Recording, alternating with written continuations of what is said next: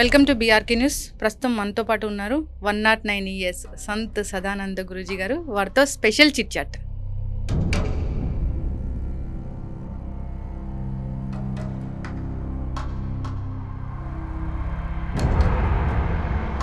జనరల్గానే ఇప్పుడు కర్మ సిద్ధాంతము, పాపాలు, చెడు, మంచి ఇలా అంటూ ఉంటారు కదా. అసలు పాపము అంటే ఎట్లా డిఫైన్ చేస్తాం మనం? మంచి చేస్తే స్వర్గానికి పోతారంటారు. పోయి వచ్చిన వాడు ఎవడైనా ఉన్నాడా? అవి అసలు ఉన్నాయా లేవా? మన కడుపున ఒక బిడ్డ పుట్టాలి అంటే అది ఎట్లా వాళ్ళు అక్కడ చెప్తారా? ఈ జన్మ తీసుకోవాలి అంటే ఏమైనా ఉంటుంది, దాని వెనక రహస్యం ఉంటుంది. అంటే ఆ రుణానుబంధ రూపేణ ఏ తల్లికి ఎవరు పుట్టాలా అనేది ఆ జీవుడు ఈ వీర్యకణము ద్వారా ఆ అండంలో ప్రవేశించి పిండమై ఉండి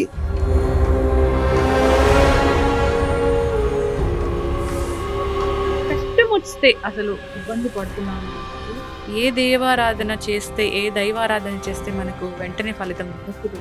పొద్దున్నే మీరు బెడ్ మీద పడుకున్నారు, ఇంకా కళ్ళు తెరిచారు, లేయలే, వెంటనే ఈ రెండు చేతులు ఇట్లా నలుపుకొని కళ్ళ మీద పెట్టుకొని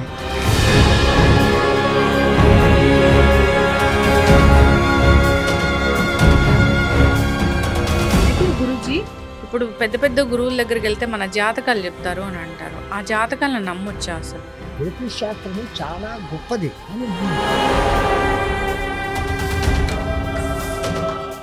వెల్కమ్ టు బీఆర్కే న్యూస్. ప్రస్తుతం మనతో పాటు ఉన్నారు 109 ఇయర్స్ సంత్ సదానంద గురూజీ గారు. వారితో స్పెషల్ చిట్ చాట్. గురూజీ నమస్తే అండి. జై Gurudev. Thank you so much గురువు గారు స్టూడియోకి వచ్చినందుకు. చాలా కాలం వెయిట్ చేసాం మీకోసం. ఏమి లేదు తల్లి, పైవాడు ఏ రోజు ఎప్పుడు ఎవరితో కలపాలనో ఒక ఫిక్సేషన్ ఉంటుంది. ఆ ముహూర్తంకే మనం కలుసుకుంటాం. ఎస్. అయితే గురూజీ, జనరల్గానే ఇప్పుడు కర్మ సిద్ధాంతము, పాపాలు, చెడు, మంచి ఇలా అంటూ ఉంటారు కదా. అంటే అసలు పాపము అంటే ఎట్లా డిఫైన్ చేస్తాం మనం? మంచి, చెడు, పాపం అంటే అసలు ఎట్లా చెప్తాం? గణనాం త్వా గణపతిం హవామహే కవిం కపీనాం ఉపమస్రమస్తవం జ్యేష్ఠరాజం బ్రహ్మణాం బ్రహ్మణస్పతః ఆనశృణ్వన్నోతిభిస్సిరసాదనం గం గణపతయే నమః. యా కుందేందు తుషారహార ధవళ యా శుభ్రవస్త్రాన్వితా వీణ యా వీణావరదండమండితకర యా శ్వేత పద్మాసనాం యా బ్రహ్మాచ్యుత శంకర ప్రభృతి దేవై సదా పూజితః సామాం పాతు సరస్వతి భగవతి నిశేషజాడ్యాపః. అయం సరస్వత్యే నమః. జ్ఞానానందమయం దేవం నిర్మలస్ఫటికాకృతిం ఆధారం సర్వవిద్యానాం శ్రీ హయగ్రీవ గురుం ఉపాస్మహే. మా గురుదేవులైనటువంటి మహంతి హిమాలయగిరిజీ మహారాజ్ వారి పాదపద్మములను మనస్సులో స్మరించుకొని బీఆర్కే న్యూస్ వీక్షక మహాశయులందరికీ సకల శుభాలు జరగాలని ఆశీస్సులతో కోరుకుంటూ, పాపపుణ్యాలు, ధర్మాధర్మాలు ఇవన్నీ జంట పదాలుగా ఉన్నాయి. మంచి చెడులు ప్రతి ఒక్కటి జంట పదం. అంటే మన పూర్వీకులు ఎంత చక్కగా ఆలోచించారంటే ఒకటి వెనకల ఒకటి ఉంది, సుఖ దుఃఖము అని అంటున్నారు. అందరూ సుఖం వెనకల పడుతున్నారు, దుఃఖం వద్దు అనుకుంటున్నారు. ఆ సుఖమే దుఃఖంగా పరిణమిస్తుంది అనేది కనుక్కోవడం లేదు. సుఖం కోసం బాగుండాలా అనుకొని ఏదో సంపాదన చేసి నేను వాడికన్నా బాగుండాలా అనుకునే దాంట్లో, ఆ ఇంకా బాగుండాలా అనుకునే దాంట్లో తెలియక కొన్ని పొరపాట్లు చేయడము, తప్పుడు పనులు చేయటము మొదలు పెట్టినప్పుడు ఆ కార్యము పాప కార్యము అని పిలువబడతాం. ఇతరులకు బాధ కలిగిస్తూ, ఇతరులకు నష్టం కలగజేస్తూ ఏ పని చేసినా అది పాప కార్యము అంటున్నాం. పూర్వ ఋషులు ఈ పేరు ఎందుకు చెప్పినారంటే చెడు చెయ్యకు, చెడు వినకు, చెడు చూడకు. ఆ మూడు కోతల సిద్ధాంతం. అందరినీ మంచిగా ఉంచేదానికి చేస్తే, అందరూ సమాజంలో మంచిగుంటే ఆ సమాజం ఉన్నత స్థితికి వస్తుంది. అట్లా కాకుండా ఈ తేడాలు అంటే నువ్వు పాపాత్ముడు అని ఒక బ్రాండ్ వేసేసినాక వాడికి ఒక భయం ఉంటుంది, కనీసం పాపాలు చేయడు. ఇప్పుడు నా ఆధునిక పద్ధతిలో చెప్పాలంటే చాలామంది అడుగుతారు, స్వర్గం నరకం ఉండాయా, చూసొచ్చారా, పాపాలు చేస్తే నరకానికి పోతారు, మంచి చేస్తే స్వర్గానికి పోతారంటారా? పోయి వచ్చిన వాడు ఎవడైనా ఉన్నాడా? అవి అసలు ఉన్నాయా లేవా? మా ఉత్తర భారతదేశంలో సంతులందరూ కలిసినప్పుడు డిస్కషన్స్ జరుగుతాయి. ఒకే విషయాన్ని ఉంది అని చెప్పాలి, లేదు అని ఖండించాలి. అట్లా ఒకసారి ఒక డిస్కషన్లో ఒక మహానుభావుని ఈ ప్రశ్న వేశారు. స్వర్గం నరకం అస్సలు ఉన్నాయా, ఉన్నాయి అని చూపించాలి, నిరూపించాలి, లేవు అని చెప్పాలి. అప్పుడు ఆ మహానుభావుడు అంటాడు, నీ చేత మంచి పనులు చేయించేదానికి స్వర్గము అనే ఒక ఆశ పెట్టారు. ఉదాహరణ చెప్పాలంటే, ఎవడో ఒకడు ఆకలితో ఉన్నాడు, నా దగ్గరకు వచ్చాడు, నాకు వానికి పెట్టే తాహతు లేదు. ఒక పెట్టేవాడు ఉంటాడు, కానీ వాడు పిసినారు. వాని చేత వీడికి అన్నం పెట్టించాలంటే, అయ్యయ్యా ఆకలితో ఉన్నవాడికి నువ్వు ఇక్కడ భోజనం పెడితే నువ్వు చనిపోయినాక ఆ పుణ్యంతో స్వర్గంలో పోయి రంభ డ్యాన్స్ చూడొచ్చు అని అంటాం. వీడు సచ్చినాక చూడబోయే రంభ డ్యాన్స్ కోసమన్నా వానికి అన్నం పెడతాడు. To encourage him in a good manner, మంచిని పెంపొందింప చేసేదానికి, వాణిలో ఒక ఆర్తి తీర్చే, అన్నం తీర్చేదానికి స్వర్గం అనే ఆశ చూపించినప్పుడు వాడు పుణ్యకార్యాలు చేస్తాడు.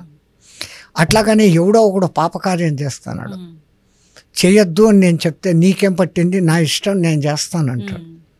నరకము అని ఒక భయం పెట్టి, నువ్వు ఇక్కడైతే చేసావు, చచ్చిపోయినాక అక్కడ నిన్ను నూనెలో వేసి కాంచుతారు అని అంటే, ఆ భయానికి ఇక్కడ వీడు తప్పు చేయకుండా ఉంటాడు. టు రిస్ట్రైన్ యూ ఫ్రమ్ నరకం, చెడ్డ పనుల నుంచి రిస్ట్రైన్ చేసేదానికి, మీలోని మంచి పనులను పెంపొందించేదానికి స్వర్గము నరకము అనేటివి పెట్టారు, అవి లేవు అని ముందు చూపించాం. ఆ తర్వాత సనాతన భారతీయ ధర్మంలో పాపపుణ్యాలకు పరిహారాలకు ఉన్నాయి. క్షీణే మధ్య మనుష్యలోకం గచ్చతి అని చెప్పారు. నువ్వు పుణ్యాలు సంపాదించుకుంటే చంద్రలోకము, ఇంద్రలోకము అలాంటి లోకాలకు పోతావు, అక్కడ వాళ్ళ వైభోగాలు కొన్ని అనుభవిస్తావు. పుణ్యం క్షీణించినాక మళ్ళీ జన్మ ఎత్తుతావు. అట్లాగనే పాపకర్మలు చేసినామంటే కొంతకాలం కొన్ని పాపాలకు నరకంలో శిక్షలు వేసి మళ్ళీ తిరిగి భూలోకంలో ఆ శిక్షలు మళ్ళీ కలిగింపజేస్తాడు. ఎక్కడో లేవు, మనకి మధ్యలోనే ఉన్నాయి. ఒకటికి కొన్నాళ్లకు పాపం చేసి ఈ పొద్దు బాగుంటాడు, రేపొద్దున వాడికి ఏదో జబ్బు వస్తుంది. అక్కడ ఒకటి దగ్గర 10,000 సంపాదించుకున్నాడు, ఇక్కడ 10 లక్షలు ఆపరేషన్కు ఖర్చు పెట్టుకుంటాడు. వాడు చేసిన పాపం రోగ రూపంలో వస్తుంది. అందుకే అంటారు, ఎవరు చేసిన భార్యాపుతో సుతాలయం రావాలంటే గత జన్మ కర్మానుసారణం అంటాడు. నువ్వు ఏ మంచి పనులు చేస్తే నీకు మంచి జరుగుతుంది, చెడ్డ చేస్తే చెడ్డ అవుతుంది. మంచి విత్తులు నాటితే మంచి పంట వస్తుంది, పుచ్చివి ఏంచినటి ఎప్పటికీ పంట రాదు. అది తెలిసినాక చెడు చేయకుండా మంచి చేయడమే మానవ ధర్మం. మనుష్యులం మనం. అంటే ఇప్పుడు చెప్తున్నారు కదా గురూజీ, పాపం చేస్తే ఎప్పుడో కాదు ఈ జన్మలోనే అది అనుభవించి తీరుతారు. కలియుగంలో ఏది కూడా ఫాస్టే. ఒకప్పుడు జన్మలు తీసుకుంటూ పడేవాళ్ళం, ఇప్పుడు ఈ సాత్మే కయ్యా ఈ సాత్మే భోయా అన్నట్లు అయిపోతాను. ఈ చేతిలో చేసింది ఈ చేతిలో ఫలితం. ఒక చిన్న ఉదాహరణకు ఒక చిన్న కథ ఉందమ్మా. ఒక ఊర్లో 2 మిత్రులు ఉండేవాళ్ళు. ఒక ఆయన బెల్లం వ్యాపారం, ఒక ఆయన జొన్నల వ్యాపారం. ఈ బెల్లం వ్యాపారి కొంచెం కన్నింగ్ ఫెలో, ఎవరి దగ్గరైనా కానీ కొంచానికి కొంచెం లాభం పొందే రకం. న్యాయంగా వచ్చే లాభం కాకుండా ఎక్స్ట్రా లాభానికి పోతుంటాడు ఆయన. ఈ జొన్నల వ్యాపారి ధర్మంగా తను ఎంత తెచ్చుకున్నాడో, ఖర్చులు ఎంతో, తన జీవితానికి ఎంతనో అంత మాత్రం లాభం చేసుకొని అమ్ముతున్నాడు. వ్యాపారం అంటేనే మోసము, లాభం. ఒకసారి ఈ జొన్నల వ్యాపారికి బెల్లం అవసరమైంది. స్నేహితుడు ఆయన దగ్గరికి వెళ్ళాడు, 1 కేజీ బెల్లం కావాలయ్యాడు. ఆడ బెల్లాన్ని తురుపు పట్టి ఒక 100 గ్రాములు కొట్టేసి ముద్ద కేజీ బెల్లం అని ఇచ్చాడు. ఈయన తీసుకొని వెళ్ళిపోయి, స్నేహితుడు కదా అని నమ్మాడు. స్నేహితుడిని మోసం చేశాడు. స్నేహితుడని కూడా చూడకుండా తీసుకొని వెళ్ళిపోయాడు. ఈయన వెళ్ళిన కాసేపటికి ఈ బెల్లం వ్యాపారి భార్య, కోళ్లకు దానా అయిపోయింది, మీ మిత్రుడి దగ్గర జొన్నలు ఉంటాయి కదా, 1 కేజీ పట్టుకురా అని. ఈయన మళ్ళీ వచ్చాడు, ఒరే 1 కేజీ జొన్నలు లేరా. లోపలికి వెళ్ళి తూకం చూసుకొని వచ్చి ఇచ్చాడు. ఈయన తీసుకొని ఇంటికి పోతూ వీడు కన్నింగ్ బుద్ధి మొదటి నుంచి కదా, ఆడికేమో డౌట్ వచ్చింది, ఇది కేజీ జొన్నలుగా ఉన్నట్టు లేవే అని. పక్కన ఇంకో షాప్ ఉంటే ఆడ పోయి తూకం వేస్తాడు, అది 900 గ్రాములు ఉంది. పెద్ద నీతిమంతుడిలాగా ఇంకో 4గురిని వెంటేసుకొని ఆ ఫ్రెండ్ దగ్గరికి పోయినాడు. నువ్వేదో మంచోడు అని అంటారు, మోసం చేస్తావా, నాకు 900 గ్రాములే ఇస్తావా, నువ్వు కేజీ అడిగితే 100 గ్రాములు కొట్టేసావా, డబ్బేమో తీసుకున్నావు 10 రూపాయలు, ఇచ్చింది 900 గ్రాములు ఇస్తావు, ఆమ్ డూమ్ అన్నాడు. ఒరే నాదేం తప్పు లేదురా, నువ్వు అడిగి నేను లోపలికి పోయి జొన్నలు చూస్తామని కేజీ రాయి చూస్తే కనపడలే, నువ్వు నాకు పొద్దున బెల్లం కేజీ ఇచ్చావు కదా, ఆ బెల్లాన్ని పెట్టి నీకు తూకం వేసి ఇచ్చాను. తిరిగి వచ్చింది మళ్ళీ. తేరా తుచుకో హీ లగా, నీది నీకే తగిలింది. తో ఈ రోజు చేస్తే ఆజ్ కరా ఆజీ బోయా, ఈ రోజు చేసింది ఈ రోజే భరించాల. అవును. కలియుగము ఏది కూడా ఫస్టే. పుణ్య ఫలితము అంతే, పాప ఫలితము అంతే. కానీ ఎప్పుడు చూసినా పాపాలు చేసేవాళ్ళు, అన్యాయాలు చేసేవాళ్ళు వాళ్ళే చాలా హ్యాపీగా ఉంటున్నారు, మంచి చేసే వాళ్ళు కష్టాలు పడుతున్నారని అని కూడా అంటున్నారు కదా. ఇదే మీ మాటనే ధర్మరాజు శ్రీకృష్ణుడిని అడుగుతాడు. నాకు ఇంత చేసిన ఆ ఆతతాయి లక్క ఇంట్లో కాల్చాడు, మోసం జూదం ఆడి 12 ఏళ్ళు పంపుతా అన్నాడు, మళ్ళీ అజ్ఞాతవాసం అంటా అన్నాడు, ఘోషయాత్ర చేసి మమ్మల్ని ఎగదోశాడు. వాడు చేసినంతా ఇన్ని చేసి వాడు రాజభోగాలు అనిపిస్తున్నాడు. నేను ఎప్పుడు యుధిష్ఠిరుడు అన్న పేరున్న నాకు ధర్మరాజు అని పిలుస్తున్నాడు. ధర్మాన్ని అంత గట్టిగా పట్టుకున్నా. నాకు ఎప్పుడో కష్టాలే. ఏకఛత్రాపురంలో అడుక్కొని తింటాను. ఇంకా ఆ తర్వాత ఈ అడవి. ఎప్పుడు మేము సుఖపడినాం కృష్ణ. మంచి చేసేవాడికి ఇదేంటి, చెడు చేసిన దానికి అదేంటి కృష్ణ పరమాత్మ చెప్తాడు. ఆ పైవాడు 2 అకౌంట్లే చూస్తాడురా, పాప పుణ్యాలు అనే వాటిని. నువ్వు ఎక్కువ పాపాలు చేసి తక్కువ పుణ్యాలు చేసింటే ముందు ఆ పుణ్య ఫలితాలు ఇచ్చేస్తాడు. ఇప్పుడు దుర్యోధనుడు ఆ పుణ్య ఫలితాలు అనుభవిస్తున్నాడు. ఆ తర్వాత నిరంతర కష్టాలే. 10,000 పాముల జన్మలు ఎత్తాలి వాడు. తర్వాత యుద్ధంలో చచ్చిపోతాడు. చచ్చినాక అనేక జన్మలు పాము జన్మలు ఎత్తుతాడు. 10,000 కాదు, అనేక జన్మలు పాము జన్మలు ఎత్తాడు. నువ్వు కొన్ని పాపాలు చేసుకున్నావు, పుణ్యాలు ఎక్కువ చేసుకున్నావు. కొన్నాళ్ళు రాజుగా ఉన్నాడు కదా, రాజుగా ఉంటే దండించడము, శిక్షించడము అలాంటి చిన్న పాపాలు ఉంటాయి. ఆ పాపాలకు నువ్వు ఇప్పుడు ఈ శిక్షలు అనుభవిస్తున్నావు. ఆ తర్వాత నీ పుణ్యరాశి ఎటువంటిదంటే 32 ఏళ్ళు ఎదురు లేకుండా రాజ్య పరిపాలన చేస్తావు. ఆ తర్వాత నేరుగా నువ్వు స్వర్గానికి పోతావు. కష్టం ఇట్లా వచ్చి ఇట్లా పోతుంది అంతే. ధర్మరాజు మంచి గుణం చూడండి. వాడు ఎప్పుడైతే దుర్యోధనుడు తర్వాత అనేక పాము జన్మలు ఎత్తుతాడు అని అంటే, వాడు ఎంత దాయాది అయినా, నన్ను ఎంత ఇబ్బంది పెట్టినా, మా పెద్దనాయన కొడుకు కదా, ఆ పాము జన్మలను ఏమన్నా తక్కువ చేసేదానికి ఉందా అని అడుగుతాడు. మంచి మనసు. ధర్మ బుద్ధి అట్లాడితే అడిగితే నీవు సంకల్పం చేసుకుంటే అవుతుంది అని అంటే, అప్పుడు ధర్మరాజు వాని పాము జన్మలు తొందరగా నశించుకాక అని కోరుకుంటే, ఈ అభిమన్యుడి కొడుకు అయినటువంటి పరీక్షిత్ మహారాజు చచ్చిపోతే, ఆయన కొడుకు అయిన జన్మంజయుడు పాముడి మీద పగపట్టి సర్పయాగం చేసినప్పుడు ఈ పాముల జన్మలన్నీ దాంట్లో పడి భస్మం అయిపోయి తొందరగా పాముల జన్మలు పోయి దుర్యోధనుడికి పుణ్యగతులు కలుగుతాయి. అయితే గురూజీ, జనరల్గానే జన్మలు అంటే ఇప్పుడు మన కడుపున ఒక బిడ్డ పుట్టాలి అంటే అది ఎట్లా వాళ్ళు అక్కడ చెప్తారా? ఈ జన్మ తీసుకోవాలి అంటే ఏమైనా ఉంటుందా, దాని వెనక రహస్యం ఉంటుంది? ఇప్పుడు 6 నెలల వరకు తల్లికి గర్భం పెరుగుతుంది, పిండం పెరుగుతూ ఉంటుంది. తల్లికి ఏ అనుభూతి ఉండదు, కడుపు మాత్రం పెరుగుతూ ఉంటుంది. 6వ నెల అంతములు ప్రాంతంలో జీవుడు ఏ రుణం తీర్చుకోవాలి, ఎవరికి ఏ రుణపడి ఉన్నాడో, వాని కర్మలు ఏమున్నాయో వాటికి అనుగుణమైనటువంటి జీవుడు ఆ కట్టెలోకి ప్రవేశిస్తాడు, ఆ పిండంలోకి. అప్పుడు తల్లికి కదలికలు తెలుస్తాయి 7వ నెల నుంచి.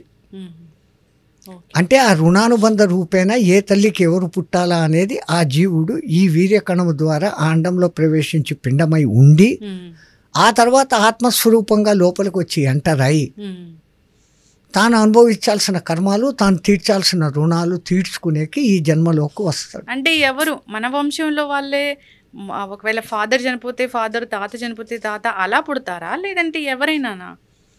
మగాడు మగాడుగానే పుట్టాలని లేదు, ఆడవాళ్ళు ఆడవాళ్ళగానే పుట్టాలని లేదు. ఈ కట్టె ఉపాధి పోయే ఆకారాలు వేరే, ఆడ మగ. అది అక్కడ మళ్ళీ మీరు జీన్స్, క్రోమోజోన్స్, XY క్రోమోజోములు ఈ మీ సైన్స్ ప్రకారం చెప్తే 23 జతల క్రోమోజోములు ఉంటాయి. దాంట్లో ఒకటి మాత్రమే XY క్రోమోజోము, YY క్రోమోజోము. అది మేటింగ్ అయినప్పుడు మగ ఆడ. పరమాత్ముని దృష్టిలో ఈ 2 లేదు, లోపల ఉన్న ఒక్క ఆత్మస్వరూపమే నిజమైంది, ఒక్కటి అంటాం. అదొకటే ఒకటి. ఓకే గురూజీ, సో అంటే మనం ఉదయం లేచిన దగ్గర నుంచి సాయంత్రం వరకు ఆ భగవత్ నామ స్మరణ చేస్తూ అసలు ఎలా ఉండాలి, జీవితాన్ని ఎలా గడపాలి, ఇంట్లో దీపం అనేది ఎంత ఇంపార్టెంట్ అసలు? అందుకదమ్మా దీపం గురించి, దీపం జ్యోతి పరబ్రహ్మ దీవేనా సాధ్యతే సర్వస్వం దీపం సర్వతమో హర తస్మై శ్రీ సంధ్యా దీపం నమస్తుతే అని అంటున్నారే. దీపం వెలిగిస్తే ఏమవుతుంది? చీకటి పోతుంది. జ్ఞాన దీపం వెలిగిస్తే అజ్ఞానం పోతుంది. అందుకే దీపము జ్ఞానానికి ప్రతీకగా చెప్తారు. అందుకే ఏ ఇంట్లో కూడా ముందు సాయం దీపం వెలిగిస్తారు, సంధ్యా దీపం అని దానికి పేరు పెడతారు. పగలంతా సూర్యుడు ఉన్నాడు, ఇప్పుడు రాత్రి ఇంతగెద్దు దీపం ఉన్నా కానీ మనకు వస్తు విశేషణ జ్ఞానం అనేది కలుగుతుంది. కాబట్టి దీపాన్ని అంత గొప్పదిగా మన పూర్వీకులు గుర్తించి పెట్టినారు. దీపం పెట్టుకోమన్నారు అంతే. ఇంకా మనోళ్ళు ఎంతగా పెరిగిపోయినారంటే ఏ నూనె పెట్టాలా, ఎన్ని ఒత్తులు పెట్టాలా, ఏ దిక్కులో పెట్టాలా. 2 ఒత్తులు వేస్తే ఒకలాంటి పుణ్యము. చెప్పేవాళ్ళు కూడా ఇన్ని ఒత్తులు వేస్తే ఇది అది ఇది అని. దేవతారాధనకు కలశహారతి అని మొదలుపెట్టి పంచహారతి అని, నక్షత్రహారతి అని, మీరు గంగాహారతి ఇచ్చేటప్పుడు అవన్నీ పెడతారు. అక్కడ వాళ్ళకి అది సాంప్రదాయం, అది అట్లా చేయాలి. మన ఇంట్లో దీపం పెట్టినామా చాలు. దీపం మనలోని ఉద్దీపనను పెంచేది దీపం, అజ్ఞానాన్ని తొలగించేది దీపం, అంధకారాన్ని తొలగించేది ఆ మామూలు దీపం అయితే దాన్ని జ్ఞానజ్యోతిగా చూసినప్పుడు మనలోని అజ్ఞానం తొలగుతుంది. అందుకని దీపం అని పెట్టిన. ఓకే, దీపారాధన అనేది మనం ఖచ్చితంగా మార్నింగ్ ఈవినింగ్ చేయాల్సిందే. ఎస్, అయితే సూర్యుడు రాకముందు, సూర్యుడు అస్తమించే సమయంలో, అంతే. అదే ర్యాండమ్గా టైం. గురూజీ, మన ఇంట్లో ఆ పూజా గదిలో చాలా రకాల ఫోటోలు పెడతాం కదా, భగవంతుడు ఒక్కడేనా అసలు? ఇష్ట దేవత అనేది ఒకటి ఉంటుంది. భగవద్గీతలో కృష్ణ పరమాత్మ నువ్వు ఏ రూపంలో కొలిచినా, ఏ పేరుతో పిలిచినా నాకే చేరుతుంది అని అంటున్నా కదా. అటువంటప్పుడు ఇప్పుడు నాకు గణపతి అంటే ఇష్టం, నాకు కష్టాలు ఉన్నాయి. సంకటహరుడు వెంకటేశ్వరుడు అని నేను పూజ, నాకు సంకటాలు ఉంటే వెంకటేశ్వరుని పూజిస్తాను. నాకు తొందరగా దర్శనం కావాలంటే అభిషేక ప్రియుడైన శివుణ్ణి చేస్తా. నా దగ్గర బాగా డబ్బు దర్పాలు ఉన్నాయంటే ఆ దేవుణ్ణి అలంకార ప్రియ విష్ణువు అన్నట్టుగా అలంకారాలు చేసి నేను విష్ణువుని పూజిస్తా. ఏది చేసినా దాని వెనకల ఏంటి పరమార్థము, నాకు మంచి చెయ్యి అని కోరుకుంటున్నావు.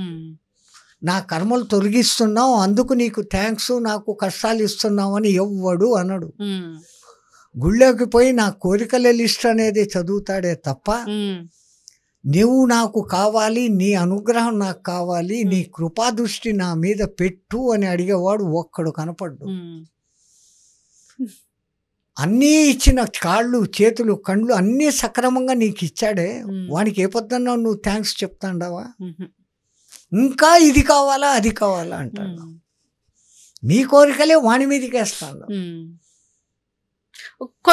అంటే ఒక్కొక్కసారి చాలా ధనం ఉంటుంది, ఒకటేసారి అది అంటే ఐటీ రైట్స్ జరగచ్చు, దొంగలు పడచ్చు, ఏదైనా కావచ్చు, ఒకటేసారి వెళ్ళిపోతూ ఉంటుంది.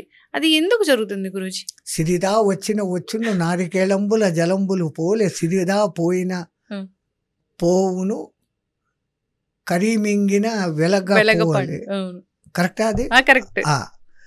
వాని నాటకము ఈ దియాతో చప్పడ పాడికే దిగా అంటారు మా హిందీలో. ఇస్తే ఆకాశం చిల్లు పడేటట్టుగా ఇస్తాడు. ఏ మాత్రము మిగలకుండా జలగ పీల్చినట్టు పీల్చి కూడా డౌన్ఫాల్ అయిపోతుంది. కాకపోతే అక్కడ మన విచక్షణ, పరమాత్ముడు ఇచ్చాడు దీన్ని నిలుపుకోవాలి. నేను తిని నలుగురికి పెడతాను, ఉన్నదంతా ఊడ్చి పెడతాను కాదు, నాకు ఉన్నంతలో దీనులు ఆర్తులు నాకన్నా తక్కువగా ఉండి లేని వాళ్లకు పెడతాను. అంతే తప్ప పార్టీలు పెట్టి ఇంకో కోటీశ్వరుణ్ణి పిలిచి పబ్బులు గిబ్బులు ఈ పెట్టేది కాదు. అన్నం ఆకలితో ఉన్న వాడికి పెట్టడం, అది సద్వినియోగమైంది. ఆ సద్వినియోగం ఎప్పుడు నీకు అపకారం చేయదు, మంచిగా చేస్తుంది. భలా కరే తో భలా హోగా, బురా కరే తో బురా హోగా. అదే ఇంతకుముందు చెప్పాను బెల్లం వ్యాపారం. అవును. అయితే గురూజీ, ఇప్పుడు దానం చేస్తే ఈ చేతితో దానం చేస్తే ఈ చేతికి తెలియకూడదు అట్లా చెప్తూ ఉంటారు. కానీ ఇప్పుడు ఏం చేస్తున్నారంటే దానం చేసిన ప్రతిదీ ఒక వీడియో తీసి మళ్ళీ అది యూట్యూబ్ లో పెట్టుకుంటూ. దానం మాట దేవుడు ఎరుగు తల్లి, దేవుడికి ఇచ్చింది కూడా మైకులో 10 సార్లు చెప్పు, గోత్రనామాలు చెప్పు. వీడు ఇచ్చేది దేవుడికి చందా 10 రూపాయలు. అవును. ఈయన గోత్రనామాలు, వీళ్ళ అమ్మ నాన్న పేరు, ఈయన కొడుకు మనవాళ్ళ పేరు కూడా చెప్పాలి. అవును. అసలు దేవుడికి నువ్వు ఇస్తావా? అన్నీ ఇచ్చింది వాడు, వాడికి నువ్వు ఇస్తావా? అవును. మనం చేయాల్సింది అంతే కలౌ నామస్మరణాత్ ముక్తి. అట్లా అని చెప్పి 24 గంటలు దేవుడా దేవుడా అని కూర్చుంటే నీ పనులు ఎట్లా అయ్యేది? అవును.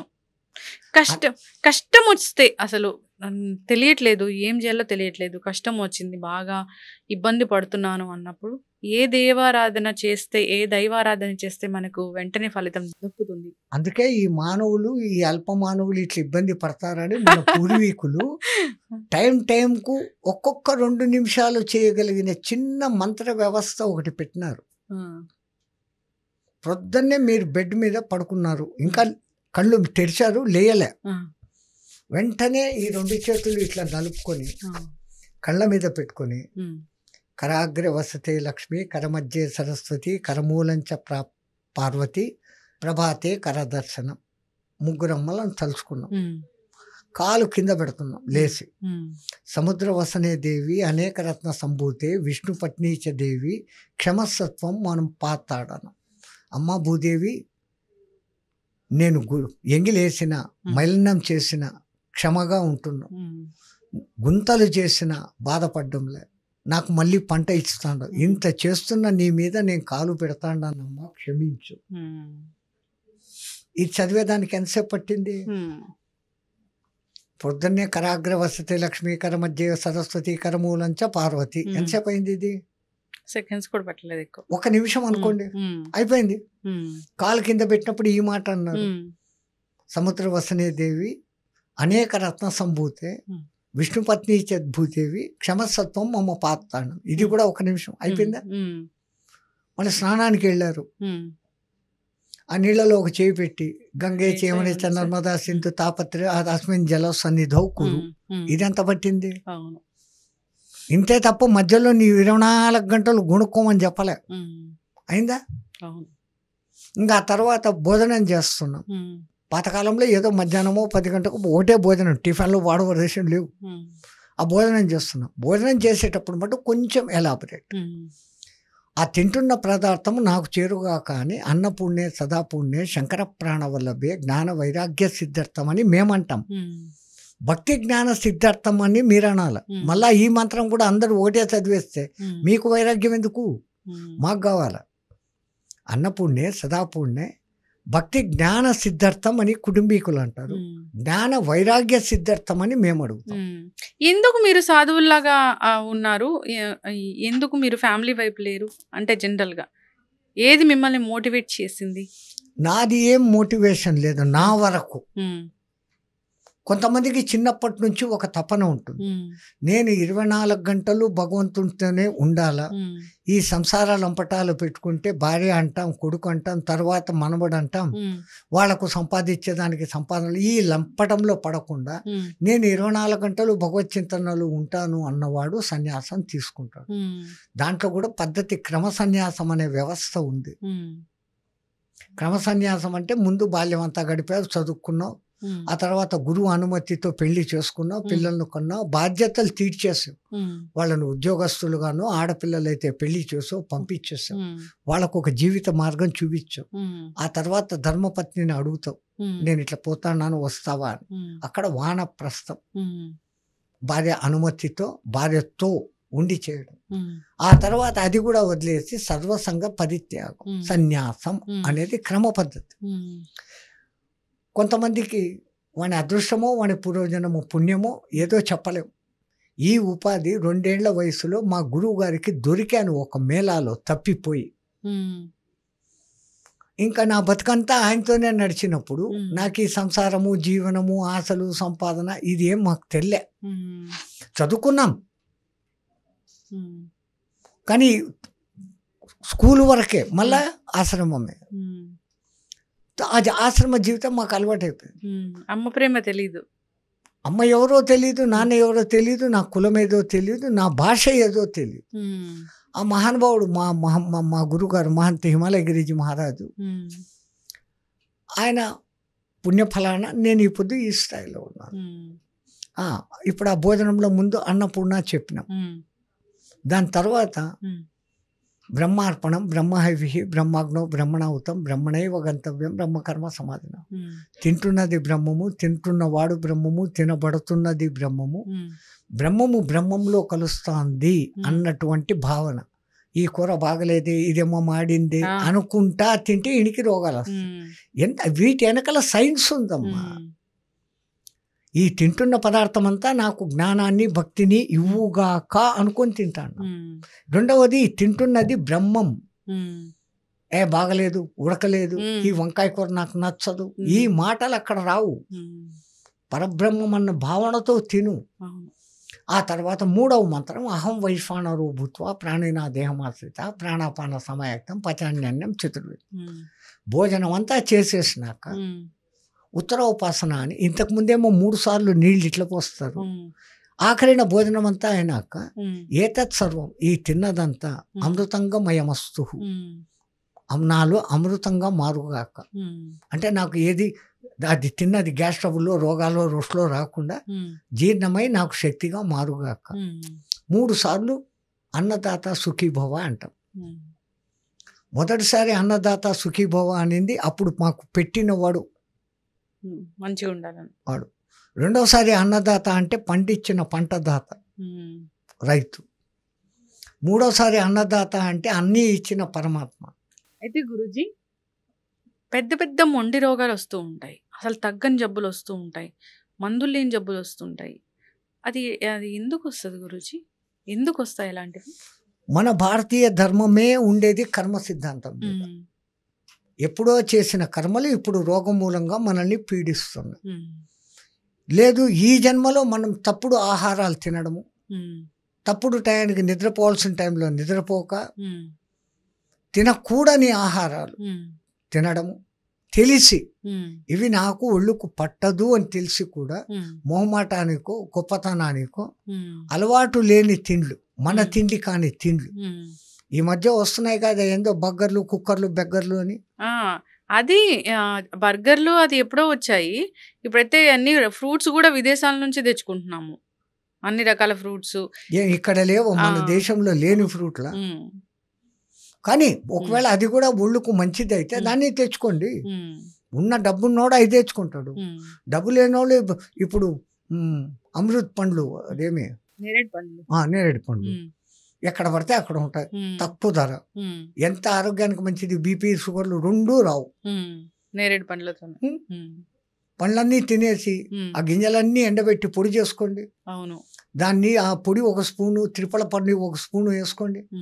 బీపీ షుగర్ 2 కంట్రోల్లోకి వస్తాయి. అవును, ప్రకృతి సిద్ధంగా దేవుడు అరే వీడు గతి తప్పి రోగాలు తెచ్చుకుంటాడని ఆ రోగాలు ఉపశమింపజేసేదానికి ఔషధాలు కూడా ఆ మహానుభావుడే మనకు ముందే ఇచ్చి ఉన్నాడు.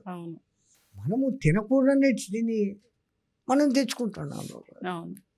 పాతకాలంలో రైతులు అంతా ఎప్పుడో పొద్దున్నే రాత్రి అన్నంలో ఇంత ఉల్లిపాయ పెరుగు వేసి పెట్టి పొద్దున్నే అది తినేవాడు. ఇప్పుడు కూడా చద్దన్నం చాలా ప్రోబయోటిక్స్ దాంట్లో ఆ రాత్రి అంతా ఉండటంతో దాంట్లో ఒక రకమైన బ్యాక్టీరియా చేరి డైజెషన్ బ్రహ్మాండంగా అవుతుంది, ఎనర్జీని ఇస్తుంది. అది దానికి ఏమో ఇంగ్లీష్ పేర్లు ప్రోబయోటిక్ ఫుడ్, ఆ ఫుడ్, ఈ ఫుడ్ అని.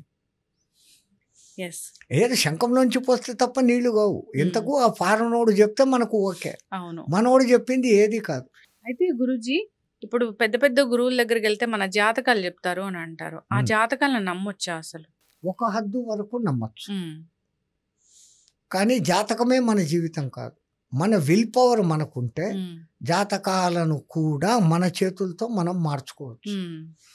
ఒక్కసారి ఆ జాతకంలో ఆయన ఏదో చెప్పినాడంటే మనకు అది ఎంత కాన్ఫిడెన్షియల్గా దిగబడిపోతుందంటే, అయ్యో నాకు ఇంతే, నేనేం చేయలేను, ఆ వై కెనాట్ అనుకొని మొదలు పెడితే ముందుకు పోగలం. అవును, జ్యోతిష్ శాస్త్రము చాలా గొప్పది, అది లేదు తప్పు అని నేను చెప్పను.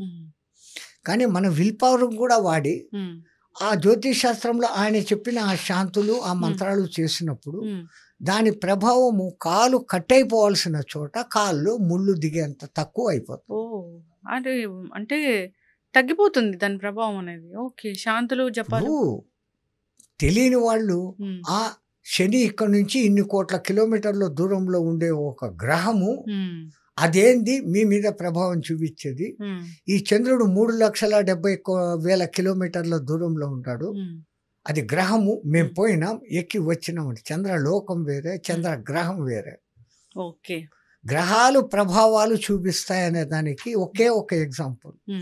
అమావాస్య పౌర్ణమి రోజులలో మాత్రమే హత్యలు, మానభంగాలు, దోపిడీలు ఎక్కువ జరుగుతాయి ఈ సైంటిఫికల్ జర్నల్ ప్రయోగాలు చేసి మనసు మీద ప్రభావం చూపిస్తుంది. ఖచ్చితంగా పిచ్చి వాళ్ళకు పిచ్చి ఎక్కువ కావడము ఉన్మాదస్తులు అంటారు. సముద్రంలో కూడా అలా ఆటుపోట్లు ఆ రోజే ఎక్కువ. 3,00,000 కిలోమీటర్లు ఉండేవాడు ఇంత ప్రత్యక్షంగా ప్రభావం చూపిస్తున్నాడు. కోట్ల కిలోమీటర్ల దూరంలో ఉండే శని ఆయనది ఇంతో అంతో ప్రభావం ఉంటుంది. కలో నామస్మరణాత్ ముక్తి అని ముందే చెప్పిండు. దానికన్నా ఒక గురువు దగ్గర అదే మంత్రం, ఆ దేవుడిదే మంత్రం. అంటే ఏంటి? మామూలుగా నారాయణ ఓం నమో భగవతే వాసుదేవాయ ద్వాదశాక్షరి మంత్రం. అట్లాగనే ఓం నమో నారాయణాయ అష్టాక్షరి మంత్రం.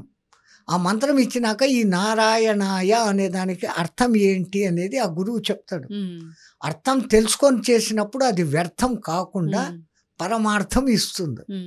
పూర్ణాయుష్ కూడా పొందొచ్చా గురూజీ?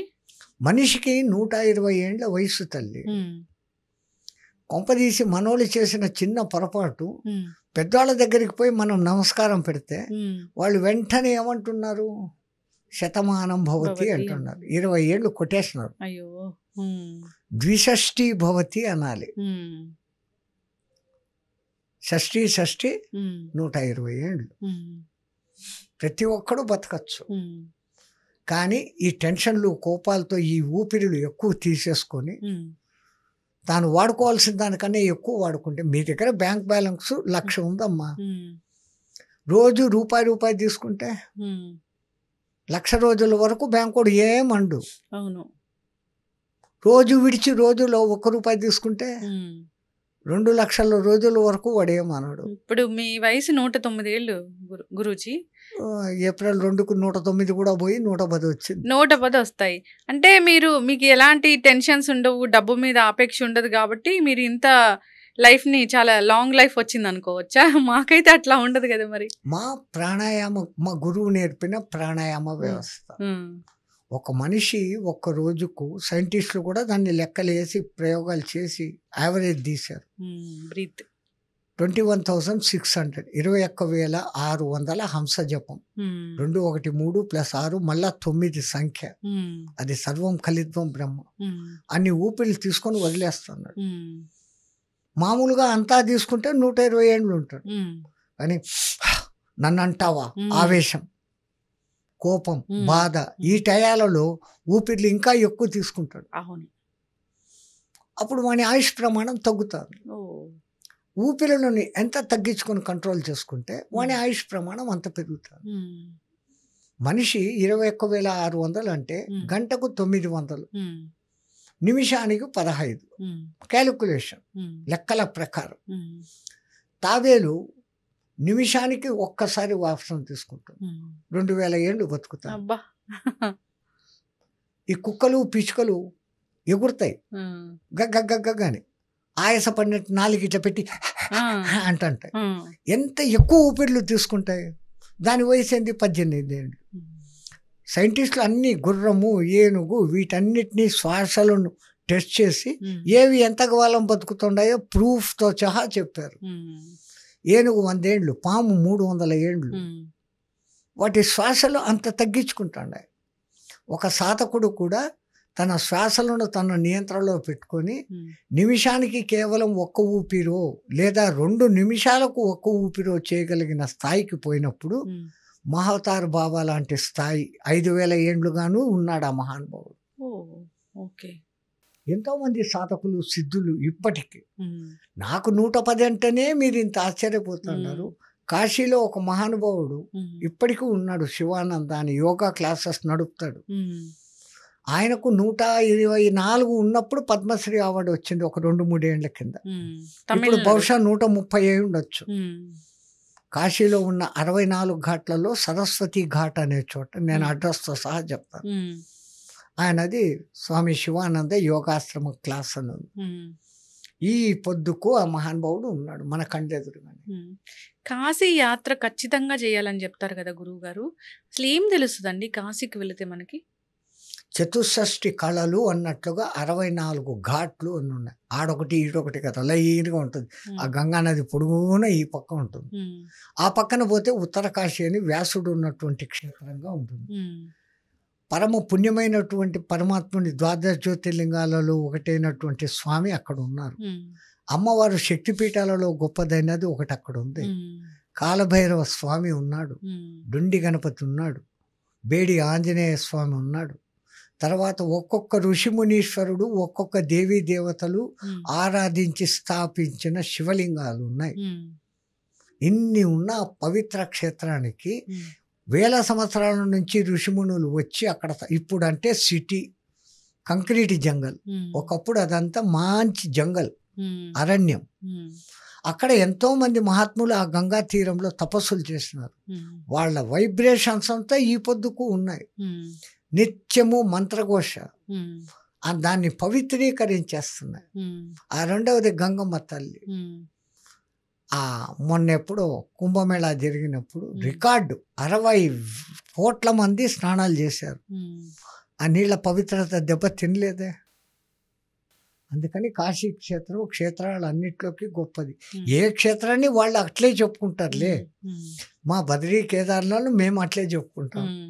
నేపాల్లో పశుపతినాథును అంతే చెప్పుకుంటారు. ఏ దాని గొప్పతనం దానికి ఉంది. కాకపోతే అక్కడున్న వైబ్రేషన్స్ను అనుభవిస్తూ మనం ఆ భక్తి భావంతో పోయినప్పుడు మనకు అది కాంటాక్ట్ అవుతుంది.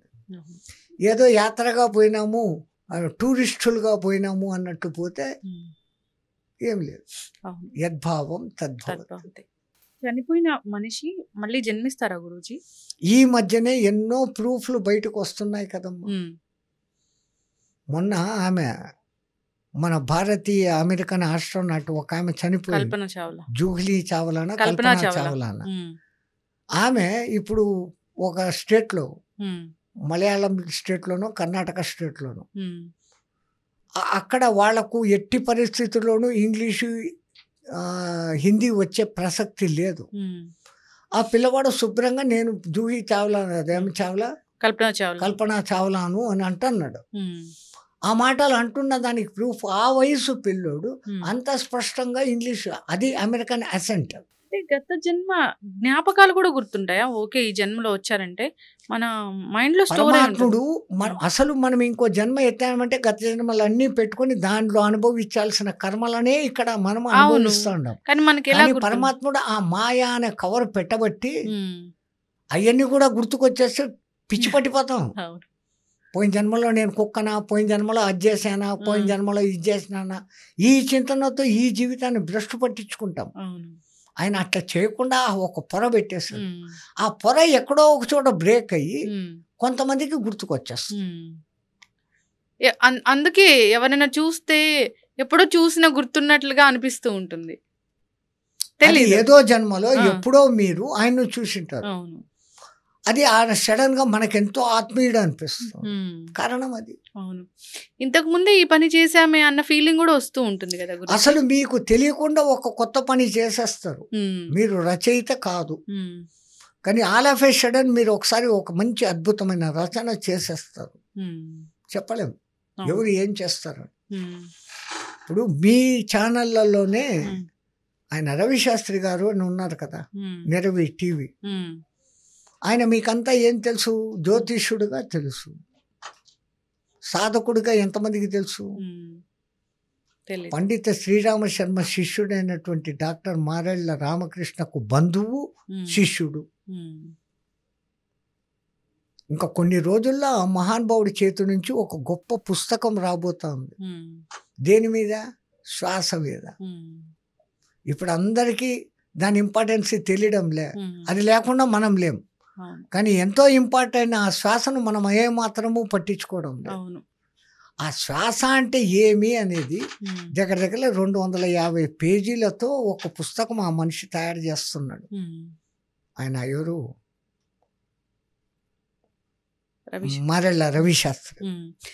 అయితే గురుజీ, ఈ మనం రీసెంట్గా చూసాము మయన్మార్లో భూకంపం అనేది పేక మెడల్లాగా కూలిపోయాయి. అలాంటి విపత్తులు అసలు ఎట్లా వస్తాయి, ఎందుకు వస్తాయి, ఎలాంటి విపత్తులు వస్తాయని ముందుగానే మీలాంటి సాధకులకు తెలుస్తుందా? తెలిసినా ఏమీ చేయలేము. దైవ నిర్ణయానికి వ్యతిరేకంగా పోయేదానికి లేదు. భ్రష్టత్వంతో అట్లాంటిది చూసి మనం భ్రష్టమైపోవడం తప్ప ప్రయోజనం లేదు. కాకపోతే ఎందుకు జరుగుతాయి? 2 రకాలుగా జరుగుతాయి. అమ్మను మాటి మాటికి పొడిచి అమ్మ నాకు పెట్టు అంటే అమ్మకి ఏ పొద్దో ఒక దినం తిరిగి పట్టమని ఒకటి కొడుతుంది. మన తల్లే. అటువంటిది ఈ భూమా తల్లిని మనం ఎంత భ్రష్టు పట్టించి ఆ యుద్ధాల పేరు మీద దిక్కుమాలిన బాంబులు వేస్తున్నాం. ఆ తల్లి పెంచుకుంటున్న బిడ్డలైనటువంటి చెట్లను తెగ నరికేస్తాను. ఇన్ని పనులు చేస్తాను. ఆ తల్లికి ఆగ్రహం వస్తే ఒక్కసారి కదులుతుంది. ఇంకా సైంటిఫికల్ ప్రకారంగా చూస్తే ఈ భూమి అంతా టెక్టానిక్ ప్లేట్స్, అవి ఎట్లా కదులుతాయి. ఈ కదిలిన 2 ఆ టెక్టానిక్ ప్లేట్ ఇంకో ప్లేటును కలిసి కొట్టినప్పుడు, ఢీకొన్నప్పుడు ఆ భూకంపాలు ఏర్పడతాయి. మ్యాగ్మా అనబడేటువంటి భూమికి కేంద్రకంలో ఉన్న ద్రవము పైకి విరజిమ్ముకొని వచ్చేటప్పుడు ఈ టెక్టానిక్ ప్లేట్స్ను కదులుతుంటాయి. అవి ఒకదానికొకటి కొలీడ్ అయినప్పుడు ఆ కొలీడ్ అయ్యే చోట భూకంప ప్రధాన కేంద్రాలు వస్తాయి. అటువంటి చోట కట్టకూడదు సిటీలు, పట్టణాలు. ఆ ప్రాంతాలను గుర్తించి అక్కడున్న ప్రజలను దూర ప్రాంతాలకు ప్రభుత్వాలు తరలిచ్చేస్తాయి. జన నష్టం జరగదు, ఆస్తి నష్టం అసలు ఉండదు. అక్కడ ఎవరు ఇండ్లు కట్టకపోతేనే కదా ఆ ఇండ్లు కూలిపోతున్నాయి. పెద్ద పెద్ద భవనాలు మీరు అన్నట్లుగా అట్లా పడిపోతాయి క్షణములు. పెద్ద పెద్ద వరదలు వస్తాయి, కళ్ళ ముందే కొట్టుకొని పోతాయి. సరే, భూకంపాలు అంటే మనకు చరిత్రలలో కూడా పురాణాలలో కూడా ఉంది. భూమి కంపించింది. ఈ సునామీ ఈ దిక్కుమాలంటే అన్ని ఎందుకు వస్తాయి? మానవుడు చేస్తున్న తప్పు, ప్రకృతి ధ్వంసం ఎంత చేస్తున్నాడో ఆ ప్రకృతి అంత ప్రకోపిస్తుంది. సముద్రంలో ఇప్పుడు ఎంత ప్లాస్టిక్ పేరుకొని పోతుంది అంటే ఆ సముద్రపు జీవరాశులకు ఉనికికి దెబ్బ కొడుతుంది, సమతౌల్యత పోతుంది. ఎవడు చేస్తున్నాడు? ఇది కుమాల మానవుడే. అయితే గురువు గారు, జనరల్గా ఇప్పుడు పసిడి ధరలు రోజు రోజుకి పెరిగిపోతున్నాయి కదా, బంగారం ధరలు రోజు రోజుకి పెరిగిపోతున్నాయి. అంటే బంగారం అంటే అందరికీ ఇష్టమే. సో ఈ ధరలు పెరిగిపోతుంటే దాన్ని కొనలేని పరిస్థితి కూడా ఉంటుంది. అసలు బంగారం అనేది మనం అంత మక్కువ పెంచుకోవడానికి కారణం ఏంటి? అసలు ఎట్లా జీవితం ఉండాలి మనది? దానికి బంగారానికి మనస్సును ఆకర్షించే అద్భుతమైన ఒక శక్తి ఉంది. ఆ లోహము చిలుము పట్టే ప్రసక్తి లేదు. మిగతాటి ఏదన్నా కానీ కాస్త ఇదైతుందేమో, బంగారాన్ని మెరుగుపడితే మెరిచిపోతుంది, గొప్పగా ఉంటుంది. దాని అణు నిర్మాణ పద్ధతి శరీరంలో దాన్ని ధరించినప్పుడు అది ఈ విశ్వకిరణాలను గ్రహించుకొని శరీరానికి ఆరోగ్యాన్ని కలిగిస్తుంది. హెల్త్ బెనిఫిట్ ఉంది. అందుకే ఆడవాళ్లకు కనీసం ఎక్కడా లేకుండా మంగళ సూత్రం ఈ వక్షస్థలానికి తగులుతూ ఉంటే అనాహత చక్రాన్ని అది వైబ్రేట్ చేస్తుంది. అందుకని అక్కడ పెట్టినారు. ఈ మెట్టెలు అనేది కాళ్లకు పెట్టినప్పుడు ఆ వెండి అనేది ఆ కాళ్ళకి ఎంతో వేసుకుంటారు కదా మీరు, పట్టీలా గజ్జలా ఏమో అంటారు. అవి అక్కడ వేసుకున్నప్పుడు ఆ నర్వస్ సిస్టమ్ను యాక్టివేట్ చేస్తాయి. బంగారానికి అంత శక్తి ఉంది కాబట్టి చీమంత బంగారన్నా ఉండి అలా పెట్టుకోవాలా అంటారు. కానీ ధరలు రోజు రోజుకి పెరిగిపోతున్నాయి. విరుగుట కొరకే. రెండవది దాని ప్రొడక్టివిటీ వచ్చేది తక్కువ. బంగారు గనులలో 1 టన్ను బంగారు రాయిని బయటికి తీసి దాంట్లో నుంచి బంగారు తీస్తే అది ఏదో ఇన్ని ఔన్సులు అని వస్తే అక్కడ తవ్వకాలు చేస్తారు. ఈ ఖర్చులు ఎంత వస్తాయి? టన్ను రాయిని తవ్వి తీయాలా, దాన్ని పొడి చేసి మెల్ట్ చేసి దాంట్లో నుంచి బంగారు బయటికి తీయాలి. ఈ ఖర్చులు ఎన్ని వస్తాయి? దాంతో ఖర్చులు పెరిగిపోతా ఉన్నాయి. ఆ ఖర్చులు ఎంతెంత పెరిగిపోతా ఉందో ఈ బంగారు రేట్ అంతంత పెరిగిపోతుంది. మక్కువ పెంచుకోకూడదు దాని మీద. తిరుపతి దేవస్థానం వాళ్ళు ఒక్కసారి వాళ్ళ దగ్గర ఉన్న బంగారు మార్కెట్లోకి పెట్టినారంటే బంగారు రేటు తుస్సుమని దిగబడిపోతుంది. వెంకటేశ్వర స్వామి దగ్గర టన్నుల బంగారు ఉంది మహానుభావుడు దగ్గర. అది దేవుని తమ్ము, దాన్ని ఏమి చేయలేము. అది ఏమో కరిగించి ముద్దలు పెడతా ఉన్నారు. ఇప్పుడు పద్మనాభ స్వామి ఆలయంలో చాలా గదులు ఉన్నాయి, వాటిలో బంగారం ఉంది, చాలా అసలు పాత మిస్టరీ కాలంలో అంటారు. రాజులు జనాల సేఫ్టీ కోసము, ఉమ్, ప్రజల మేలు కోసము ఉమ్, ఆ లయాలు అనేటి కట్టారు. ఉమ్, అక్కడనే మెడికల్ వైద్యము జరిగేది, ఉమ్, విద్యా బోధన జరిగేది. ఉమ్, పంటలు దెబ్బతింటే ఎప్పుడైనా మళ్ళీ గింజలు లేకపోతే గింజలని కలుషంలో గింజలు పెట్టేవాళ్ళు. ఓకే. అవి ఎప్పుడైనా కరువు వచ్చి గింజలే లేనప్పుడు ఆ, వాటిని తీసి ఉమ్, ఆ అన్ని గింజల్లో ఎన్ని గింజలు ఉంటాయి, అవును. ఒక్క 3 నెలలు నానా తంటాలు పడి ఆ గింజలు పెరుగుతాయి. ఉమ్, దాంట్లో సగం తిని గంజి కాంచుకొని మిగతా సగం మళ్ళీ వేసి పంటలు. మళ్ళీ మళ్ళీ మళ్ళీ మళ్ళీ ఉమ్, మళ్ళీ ప్రొడక్టివిటీ. ఉమ్. అయితే చిన్న చిన్న దేవాలయాల్లో ఉండే దేవుడు సొమ్ముని తీసుకుంటే గనక చాలా కర్మలు వెంటాడతాయి, పాపం తగులుతుంది అని చెప్తా ఉంటారు. చాలా మందికి అలా తగిలిందని కూడా చెప్తూ ఉన్నారు. అదే మనము పోకూడని ముహూర్తాలలో చేయకూడని పద్ధతిగా పోవటం, స్నానం చేయకుండా పోవటం, ఉమ్, మనసులో దుష్ట ఆలోచనలు పెట్టుకొని పోవటం. ఉమ్.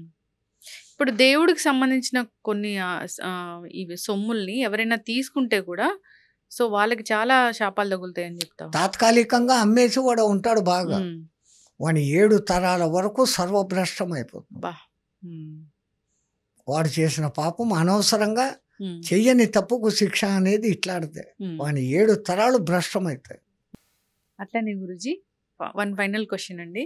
నరదిష్టి అని చెప్తా ఉంటారు కదా, అంటే అందరూ మనుషులే, అందరూ మంచోళ్ళే, కానీ నరదిష్టి అనేది ఎందుకు వస్తుంది? లోపల ఈర్ష్య, ఉమ్, మానవుని కళ్ళల్లో ఉమ్, మానవుని భావాలు కూడా తరంగాలుగానే ఉంటాయి కదా. ఉమ్, ఈ తరంగాలు ఎంతెంత శక్తివంతం ఎత్తుకుపోతాయో ఉమ్, అవి ఎదుటివాని మీద ప్రభావం చూపించే ఛాన్సెస్ ఉన్నాయి. ఉమ్, ఒక మనిషిలో ఈర్ష్య ఇంకో మనిషి మీద ఈర్ష్య విపరీతంగా పెరిగి ఉమ్, వీడు పాడైపోవా, నాకన్నా బాగుండాడు, నాకన్నా బాగుండాడు లాంటిది అనుకోని మొదలుపెట్టి ఉమ్, వాడి దిక్కు ఇట్లా కళ్ళు పెట్టి చూడంగా చూడంగా చూడంగా ఉమ్, అదే దాన్ని నరదృష్టి అన్నట్లుగా అయ్యి ఉమ్, ఈ వీని యొక్క థాట్ వైబ్రేషన్స్ ఉమ్, వాని మంచి వైబ్రేషన్ డిస్టర్బ్ చేస్తాయి. ఉమ్, దానికి ముందు వాడు ఇంకా ఇట్లా చేసి ఇంకా సంపాదించి ఇంతమందికి పెడతాము, ఉమ్, ఇంతమందికి ఉద్యోగాలు ఇస్తాము లాంటి థాట్స్లో ఉంటాడు వాడు. ఉమ్, ఈయన థాట్స్ ప్రసారము వాని గుడ్ థాట్స్ను అజిటేట్ చేసేస్తాయి. ఉమ్. మరి నరదృష్టి తగలకూడదంటే, ఎవరైనా బ్యాడ్ దృష్టి మన మీద పడకూడదు అంటే? పడకూడదు అంటే దానికి మంత్రశాస్త్రంలో కొన్ని రకాల క్రియలు చెప్పి ఉన్నారు. ఉమ్, ఆ పూజలు చేసి శాంతి చేసినప్పుడు తగ్గుతుంది. ఉమ్, రెండవది విభూది సంప్రోక్షణ, ఉమ్. విభూతి పెట్టుకోవడం. విభూది పెట్టుకొని కనీసం ఒళ్ళు మీద ఎక్కడో ఒక చోట ఇది లేదు. ఆంజనేయ స్వామి సింధూరం ఉమ్, అతి శక్తివంతం. ఉమ్, అది థాట్స్ని ఎవరిదైనా వేరే వాళ్ళ థాట్స్ని రిఫ్లెక్ట్ చేసి వెనక్కి కొట్టేస్తాం. ఉమ్, మన చుట్టూ ఒక రక్షణ షీల్డ్ ఏర్పడుతుంది. కళ్ళకైతే కనపడదు, ఉమ్, మీకంతా కళ్ళకు కనపడితేనే నమ్ముతామనే సైన్స్ యుగంలో మీరున్నారు. సైన్స్కు అందనిది ఎంతో ఉంది, సెన్స్లో ఉంది. సైన్స్లో నిన్న మొన్న పుట్టింది. ఉమ్. కాకపోతే మన పూర్వీకులు 9 గ్రహాలు ఉన్నాయని ఎప్పుడు చెప్పారు, మీరు ఎప్పుడు కనుక్కున్నారు? అవును. పంచాంగము ఈ పొద్దుకు పక్కాగా ఆ గ్రహణం పలానా అప్పుడు అంటే అప్పుడే వస్తుందా? ఉమ్, 5 ఏళ్లకు ముందే చెప్పేస్తారు వాళ్ళు గ్రహణం ఎప్పుడు వస్తుంది. అవును. గ్రహణ ప్రభావాలు ఉంటాయా గురుజీ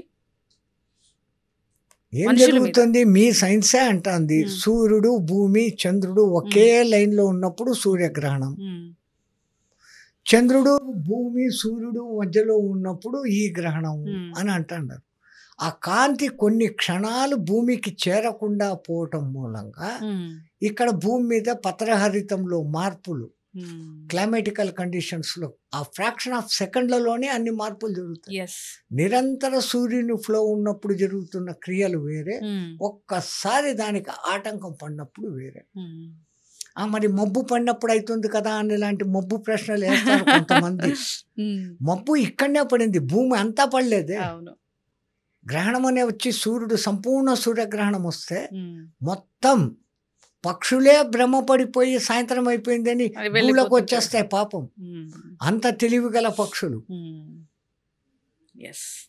ఈ పక్షులు దానికి ఉన్న మ్యాగ్నెటిక్ వేవ్ లెంత్ జ్ఞానం మనకుందా అమ్మా? మన చుట్టూ మ్యాగ్నెట్ ఫీల్డ్ ఉంది, ఎలక్ట్రోమాగ్నెట్ ఫీల్డ్ ఉంది. ఉమ్, ఏం మనం పట్టించుకుంటాం? అవును. గురుజీ, ఇప్పుడు తెలీదు అంటే ఇది ఎట్లా జరుగుతుంది ఏంటి అనేది. ఇప్పుడు భార్యాభర్తల బంధం చాలా గొప్పది ఇలా చెప్తూ ఉంటారు. కానీ రీసెంట్‌గా చాలా చూసాము. ఆడపిల్లలకు సహనం ఉండాలి, అలా ఉండాలి, ఏదైనా కష్టం వచ్చినా భరించే శక్తి ఉండాలి ఇలా చెప్తూ ఉంటారు. కానీ ఈ మధ్య ఎక్కువగా ఏం చూస్తున్నామంటే భర్తల్ని చంపేస్తున్న భార్యలను చూస్తూ ఉన్నాము. ఒకళ్ళైతే భర్తని చంపేసి డ్రమ్ములో పెట్టారు. ఇలా రకరకాలుగా చేస్తూ ఉన్నారు. ప్రియుడి వ్యామోహంలో పడి సొంత బిడ్డలను బిడ్డల్ని చంపే అది తల్లులు మాతృమూర్తులు తయారైతా ఆ! ఉన్నారు. అంత కఠినమైన మనస్కుల ప్రభావం మీ టీవీల ప్రభావం అంత అద్భుతంగా ఉంది. ఇంతకుముందు ఈ సీరియళ్ళు దిక్కుమాలిన సీరియళ్ళు లేవు. హ్మ్. అత్తాకోడళ్ళ యుద్ధం ఒక పెద్ద దాంట్లో కూడా హెడ్డింగ్. మంచి చూపిస్తారుగా. మంచి అత్తాకోడళ్ళని కూడా చూపిస్తారుగా. ముందంతా చెత్త చూపించి మళ్ళీ ఎక్కడనో మూలను మంచి చూపిస్తే ఏం జరిగేది? ఆ! జరగాల్సిన డ్యామేజ్ ఇది జరిగిపోతుంది కదా. ఆ! మనిషిలోని ఆకర్షణలు, ఇష్టాలు హ్మ్. ఈ మధ్య నాకు అది ఇంపార్టెంట్ అనుకుంటున్నారు. పాతకాలంలో వాటిని త్యాగం చేసి నా కుటుంబం బాగుండాలా అనుకొని భరించుకునేవాళ్ళు. భర్త భరించుకునేవాడు, హ్మ్. భార్య భరించుకునేది, ఎన్నిటినో త్యాగం చేసుకునేవాళ్ళు. హ్మ్. ఇప్పుడు నేను ఎందుకు త్యాగం చేయాలి? హ్మ్. నేను అనుభవించాలి, నేను బాగుండాలి, ఎవడు ఎట్టన్నా పోను. హ్మ్. ఎందుకు వస్తుంది? చదివినప్పటి నుంచి మంచి జ్ఞానమైనటువంటి చదువు, హ్మ్. ధర్మం ఏంటి, న్యాయం ఏంటి, హ్మ్. రామలక్ష్మణులు ఏంటి, రాముడు ఏంటి, సీత ఏంటి, హ్మ్. ఈ కథలు ఎక్కడా లేవు. లేవు. ఉమ్. చదువుల్లో అంతా ఎప్పుడు ఇంజినీర్ అవ్వాలి, ఎప్పుడు డాక్టర్ అవ్వాలి, ఎప్పుడు డబ్బు సంపాదించాలి, బిజినెస్ మ్యాన్ ఎలా అవ్వాలి. మంచిదే కానీ హ్మ్. కానీ అదొక్కటే జీవితం కాదు కదా. హ్మ్. నువ్వు 24 గంటలు డాక్టరు ఇంజక్షన్లు ఎక్కించుకుంటానే ఉంటావా? అమ్మ నాన్నను చూసుకోవడం, పెళ్లి చేసుకొని భార్య బిడ్డలను చూసుకోవడం, వాళ్ళను ఉన్నతిలోకి తేవటం, ఒక నలుగురికి నీకుండే డబ్బుగా నువ్వు సంపాదించిన డబ్బు ఒక నలుగురికి అన్నదానం, హ్మ్. పాత బట్టలు ఇచ్చి వస్త్ర ఉడకబెట్టి దాన్ని శుద్ధి ధోకే కడిగి హ్మ్. ఉతికి ఉతికి. ఉమ్, ఆ వస్త్రాలు ఏమన్నా దానము అయ్యో ఏమి గురూజీ, ఎవరికైనా అన్నదానం చేయడం పక్కన పెడితే మనం తింటున్న అన్నాన్ని ఎలా తీయాలని చూసే వాళ్ళే చాలా మంది ఉన్నారు ఈ రోజుల్లో. జియో ఔర్ జీనేతో నువ్వు బతుకు, ఇంకోళ్ళను బతికి. హ్మ్. కానీ ఉన్నదంతా ఊడ్చిపెట్టమని ఎక్కడ ఏ శాస్త్రము చెప్పదు. అవును. నీకు ఉన్న దాంట్లో కొంత తృప్తిగా, అభిమానంగా, ప్రేమగా, వినయంగా తిను అని ఆడ బారేస్తే ఆ. అక్కడ నీ అహంకారము, వాణ్ణికి అవమానము. హ్మ్. మానమున్నవాడు ఎవడు కూడా హ్మ్. అని వస్తే పారా నీ తిండి నాకు అక్కడ నేను కావాలంటే పస్తుంటానని పోతాడు, కానీ అవును. అటువంటి తిండి తినడు. హ్మ్. అయ్యా ఈ పొద్దు నాకు అవకాశం దొరికింది మీకు పెట్టేకు, వచ్చి కూర్చొని తినిపోండి. ఏం నీ కొంపలు మునిగిపోయినా ఆ మాట అనేదానికి? అవును. Yes. నీ అహం తగ్గలేదు, నీది ఏమీ తగ్గలేదు. పైగా ఆ తిన్నవాడు అన్నదాత సుఖీభవ అని ఆశీర్వదించిపోతాడు. అంత ఆశీర్వాదం చెప్పలేకపోయినా నా కడుపు చల్లకపరిచావు, నీ కడుపు చల్లంగా ఉండా అంటాడు. అవును. 100 మంది ఆ మాట అనకపోయినా ఒక్కడన్నా కానీ నీకు అది తగిలిందా? అవును. చాలుగా. తిడితే తిట్లు కూడా తగులుతాయిగా. మరి ఇది తగులితే అదెందుకు తగలదు? అవును. దేవుడు ఉన్నాడు అంటే దెయ్యం ఉందే, అవును. తప్పదుగా. ఎస్, చక్కగా చెప్పారండి. సో అందరూ కూడా మానవత్వంతో ధర్మబద్ధంగా జీవితం కొనసాగించాలని చెప్దామండి. సో మరీ కఠిన మనస్కులై సో పక్కన వాడిని ఎలా టార్గెట్ చేసి వాడిని ఎలా కింద పడేయాలి. పరిస్థితులు కొంతమందిని అట్లా మారుస్తాయమ్మా. ఉమ్. ఒక మనిషి చెడ్డోడు అవుతున్నాడంటే వాడు స్వయంగా నేను చెడ్డోడు కావాలని ఎవ్వడూ కోరుకోడు. ఉమ్. ఆ ఎన్విరాన్మెంట్స్, పరిస్థితులు, ఉమ్. దానికి అతను రిటార్ట్ అయ్యే వ్యవహారం, దాంతో అవి జరుగుతుంటాయి. ఎస్. కాకపోతే అక్కడ కొంచెం దేవుడిచ్చిన ఆ విచక్షణను వాడుకొని ఉమ్. కొంచెం దీన్ని భరిస్తాను, తర్వాత సర్దుకుంటుందిలే అన్న దీంట్లోకి వచ్చాడు అంటే బాగవుతాడు. ఎస్. ఆ నిమిషంలో ఆ డెసిషన్ కొట్టేస్తాను, చంపేస్తాను, చేసేస్తాను, దొంగతనం చేసేస్తాను అనుకొని నిర్ణయం తీసుకున్నాడు. ఉమ్. ఇంకా ఒక్కసారి అది చేసినాడు, ఇంకా పతనంలోకే పోతూ వస్తుంది. ఎస్, చక్కగా చెప్పారు గురుగారు. జై శ్రీమన్నారాయణ. ఎస్, మీరు వస్తూ ఉండాలి ఇక్కడికి, మాకు మంచి మంచి మాటలు చెప్తూ ఉండాలి. ఈ చెప్పిందంతా మా గురుదేవుని కరుణా కటాక్షం.